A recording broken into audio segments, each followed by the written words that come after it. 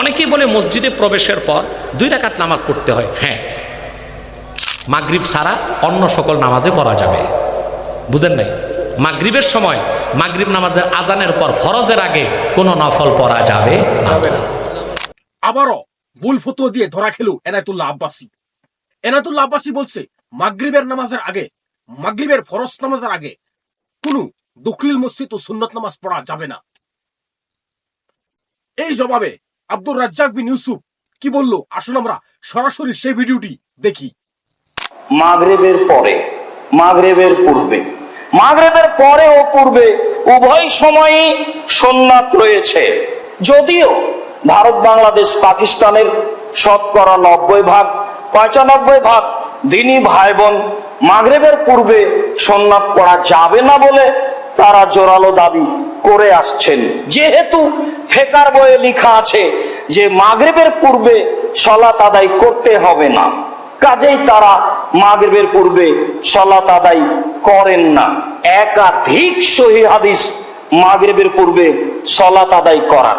আব্দুল্লাহ ইবনে মুগাফফাল রাদিয়াল্লাহু তাআলা আনহু বলেন, রাসূল সাল্লাল্লাহু আলাইহি ওয়াসাল্লাম বলেছেন, সাল্লু ক্বাবলা সালাতিল মাগরিব রাকাতাইনি, সাল্লু ক্বাবলা সালাতিল মাগরিব রাকাতাইনি। তোমরা মাগরিবের সালাতের পূর্বে 2 রাকাত সুন্নাত সালাত আদায় করো। পৃথিবীর মানুষ, তোমরা মাগরিবের সালাতের পূর্বে 2 রাকাত নফল সুন্নাত সালাত আদায় করো। ওয়াকামা ফি সালিসা লিমান শাআ। তবে তৃতীয়বারে বলেছেন যার ইচ্ছা সে তা যেন জরুরি মনে না করে। তবে তিনি আদেশ করে বললেন যে তোমরা মাগরিবের সালাতের পূর্বে 2 রাকাত সুন্নাত সালাত আদায় করো। আব্দুল্লাহ ইবনে মুগাফফাল রাদিয়াল্লাহু তাআলা আনহু বলেন, রাসূল সাল্লাল্লাহু আলাইহি ওয়াসাল্লাম বলেছেন, বাইনা আযানাইনে, বাইনা কুল্লে আযানাইনে সালাতুন, বাইনা কুল্লে আযানাইনে সালাতুন, বাইনা কুল্লে আযানাইনে সালাতুন। প্রত্যেক 2 আযান ও ইকামতের মাঝে 2 রাকাত সালাত রয়েছে। প্রত্যেক আযান ও ইকামতের মাঝে 2 রাকাত সালাত রয়েছে। প্রত্যেক আযান ও ইকামতের মাঝে 2 রাকাত সালাত রয়েছে। তাহলে বোঝা যাচ্ছে, হাদিস বুখারী মুসলিম, মাগরিবের আযানের পরেও 2 রাকাত সুন্নাত সালাত রয়েছে। মুসলিমের এক গ্রন্থে রয়েছে, সাহাবীগণ বলেন, আমরা মাগরিবের আযানের পরে মসজিদে ঢুকে দেখতাম যে অনেকেই সুন্নাত পড়ছে। তাতে আমরা ভাবতাম ব্যাপার কি, তাহলে কি মাগরিবের ফরজ সালাত হয়ে গেছে, তাই কি সবাই সুন্নাত পড়ছে? হাদিস সহিহ, বুঝাতে পারিনি। আবার বলি, সাহাবীগণ মাগরিবের আযানের পরে মসজিদে ঢুকে দেখতেন যে অনেকেই সালাত আদায় করছে। পায়া থামের পিছে পিছে বিভিন্ন জায়গাতে অনেকে সালাত আদায় করছে। তাতে বুঝতাম ব্যাপারটা কি, এত মুসল্লি সালাত আদায় করছে কেন মাগরিবের পূর্বে? তাহলে কি আসলে মাগরিবেরই সালাত হয়ে গেছে, তাই কি মাগরিবের পরে সুন্নাত পড়ছে?